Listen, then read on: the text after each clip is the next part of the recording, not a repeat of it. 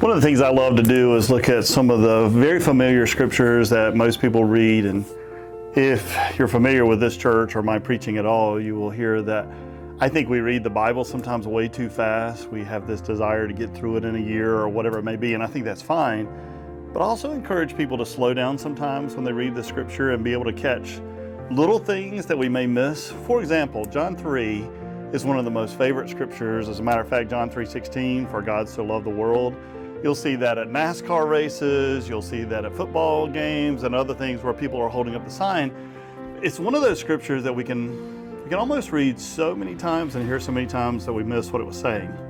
So setting the context, it was late at night one night when Nicodemus, and we're told by John that he was a ruler of the Jews, he was a member of the Sanhedrin, the ruling body, he was a Pharisee, he was one of those people who had committed, I will dot every I, I will cross every T, I'm going to follow the letter of the law to its fullest. That's the kind of guy we're talking about. Somebody who loved God with all their heart and committed their life to God, but committed to the Old Testament law. He comes up to Jesus, and interestingly, he comes up to Jesus at night. Of course, the purpose of that is not to be seen. The last thing he wants is the other Pharisees and leaders of the Jews to see him talking to Jesus.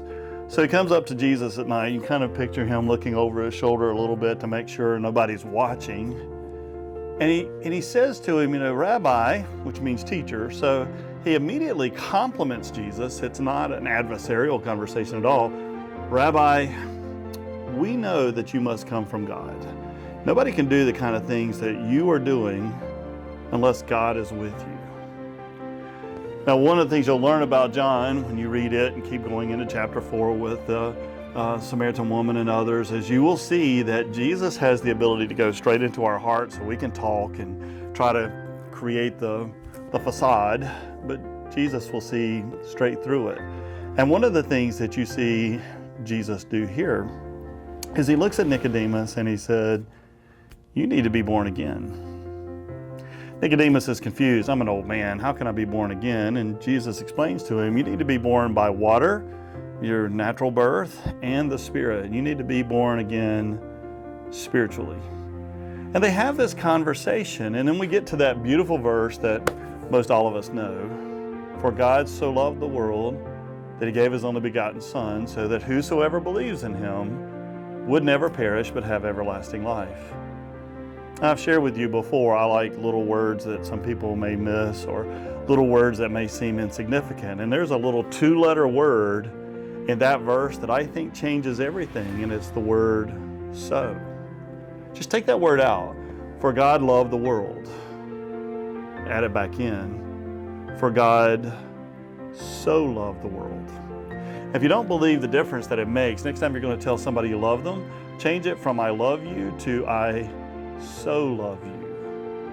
And just watch the difference in the intensity. And the point being is that God so loves you that he would be willing to give his only begotten Son so that whosoever believes in him would never perish but have everlasting life. So hear the good news for today. You're not only loved, you are so loved. In other words, you could not be loved more. That's how God sees you. Thanks be to God. Have a blessed day.